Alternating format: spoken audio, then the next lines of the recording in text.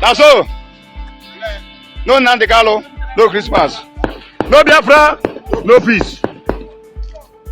Who the knock? Nakana? Who are? Me go sir.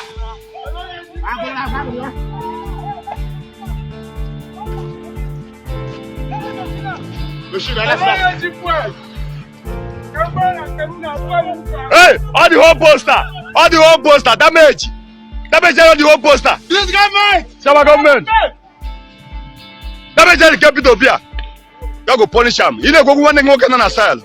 Every time I have presidency, God punish you. I hate as far as I'm concerned. Because you cannot put somebody that is ill mentally into a position of leadership. What sort of people are we? This thing will come back and consume every single one of us. A story is told in the good book about a time in Jesus' ministry when he drove out a mute demon from a man and the man began to speak. The crowd was amazed and some people among them said he had driven out the demon by the power of Beelzebub, the prince of demons. I mean, how does that even make sense?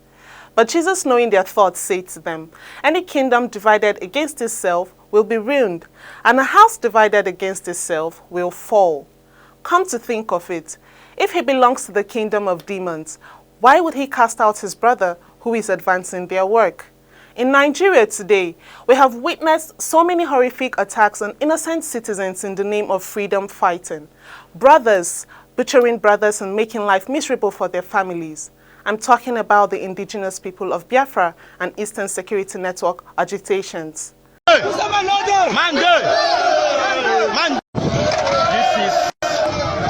Bakaliki Province Biafra land. This is CPS police station where we lost men.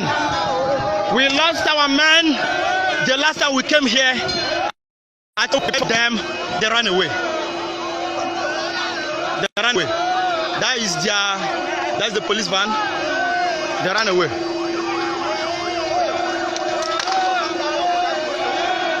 It makes no sense that you say you are fighting for the freedom of your people, and yet you cripple the economy of your people by making them stay at home on days they should be at work fending for themselves and dependents. On days students should be at school learning or sitting for exams, they are at home for fear of being maimed or murdered. They asked me to send this message to you, and I am here to deliver it. But before I go on, we are giving warning to our people. Let everybody respect itself. More especially market leaders, governors, senators are working with our enemies, selling us and collecting the money and putting it into their pocket. We are giving you warning, including those that said you should go about your businesses, that there is no problem. These are the people that is deceiving you people. Every Monday is a day that we are using to show the world that we are not happy with Nigerian government marginalization, and that Mazi Nnamdi Kanu has not been released. If Mazi Nnamdi Kanu has not been released, and someone will come out and tell you to go about your normal businesses, whatever you see, you should take it. That is to say, you don't have respect for Mazi Nnamdi Kanu. That is to say, you don't have respect for this struggle.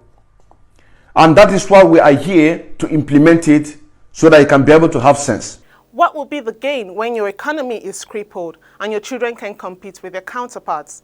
When the people you claim to be fighting for are poverty-stricken?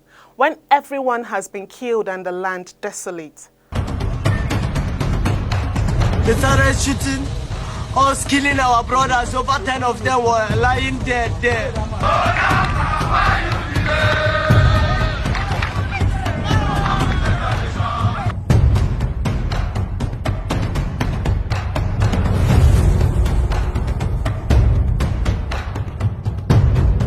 It may be true that after the Biafran War in 1970, the secessionist states have taken to peaceful agitations to regain their independence. However, following the overdue detention of their leader Mazi Nnamdi Kanu by the federal government of Nigeria despite the court ruling for his release, the group has taken extreme measures to express their grievances.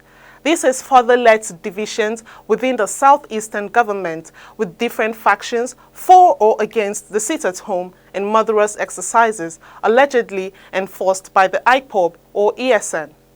Even though the group has disassociated itself from the attacks carried out on military personnel and others, it cannot be denied that it paved the way for the so-called unknown gunmen who have hijacked the activities. Now let's talk about the broader issue. Nigeria. Nigeria holds her presidential elections this year, come February 25th. The choice of presidential candidates by some political parties has roused much controversy among Nigerians, one of whom is the presidential candidate of the All Progressives Congress, Bola Ahmed Tinubu, whose frailty has left many wondering why he so desperately wants to be president rather than go on retirement and enjoy the fruits of his accomplishments over the years. I am confused too. The sickening part is that there are mentally stable Nigerians rallying around this man to enthrone him as the next president. Like, what's going on? I'm a thinker and a doer. Evidence here in Lagos. This is a refuse dump.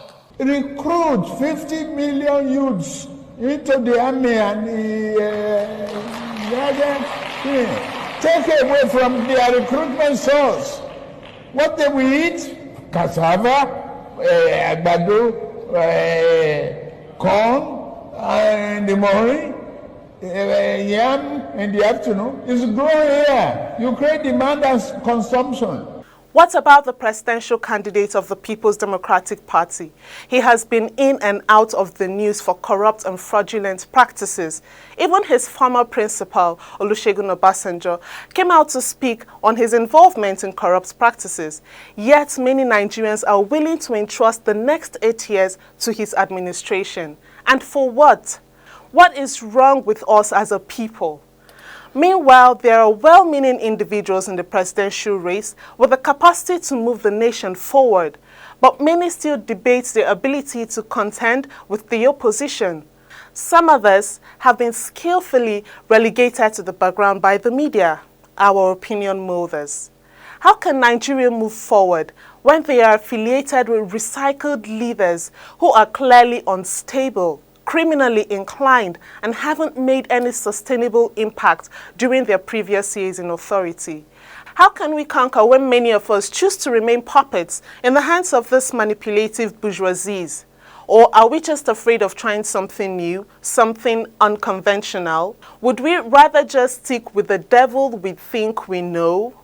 I'm afraid that Nigeria is a kingdom divided against itself, and until we come together with one voice and purpose, we will never stand tall.